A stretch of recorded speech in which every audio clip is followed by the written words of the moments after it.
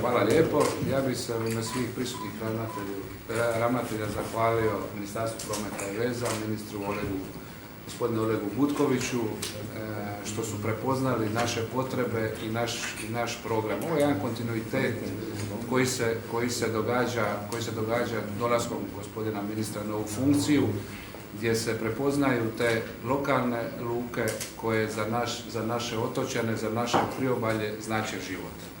Svi mi koji radimo i živimo uz more znamo što je to i ja se stvarno nadam da ovaj jedan kontinuitet ćemo nastaviti do godine i da ćemo se u ovom broju i možda i većem naći do godine i da ćemo i dalje ulagati i raditi u našu infrastrukturu.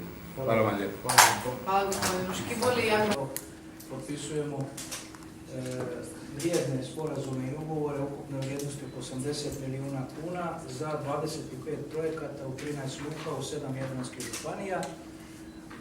Drago mi je evo što je to nakon prošle 2018. godine kad smo ukupno potpisali odnosno realizirali oko 83 milijuna kuna, ove godine idemo sa 80 milijuna kuna, ali gledajući sve ove godine do sada, iz godine u godinu povećavamo iznose za financiranje ovakvih i sličnih projekata, gradnje, rekonstrukcije lučke infrastrukture u našim županijama, obalnim županijama. Mi ćemo u narednom, nakon današnjeg potpisivanja za ovih 80 milijuna kuna, sve županijske lučke uprave će raspisati natječaje, neke od njih su možda to već učinile.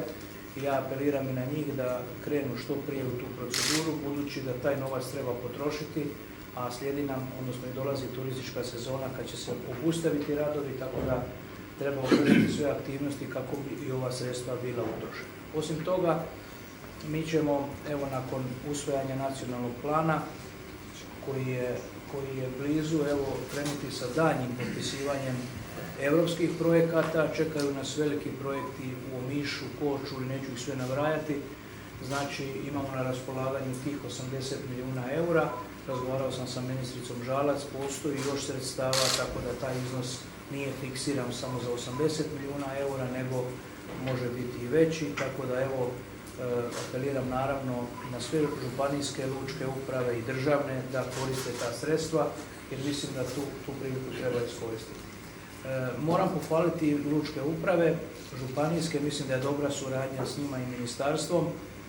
Ja sam kao ministar uvijek inzistirao da pomognemo svim županijskim lučkim upravama oko prijave, pogotovo za ove europske fondove, pripreme te dokumentacije, ali evo, mislim da je ta suradnja jako dobra i evo, nadam se da su i oni sretni. Bilo je puno više zahtjeva nego što smo mogli odobriti sredstava, izvorno je bilo 60 pa smo povećali na 80, ali evo, očekujemo da će i u rebalansu proračuna tijekom ove godine osloboditi se još sredstava da možemo i još neke druge projekte odobriti i financiranje kako bi se i tu započeli raditi. Evo, hvala. Sporazume potpisuje ravnatelj gospodin Domagoj Marojević.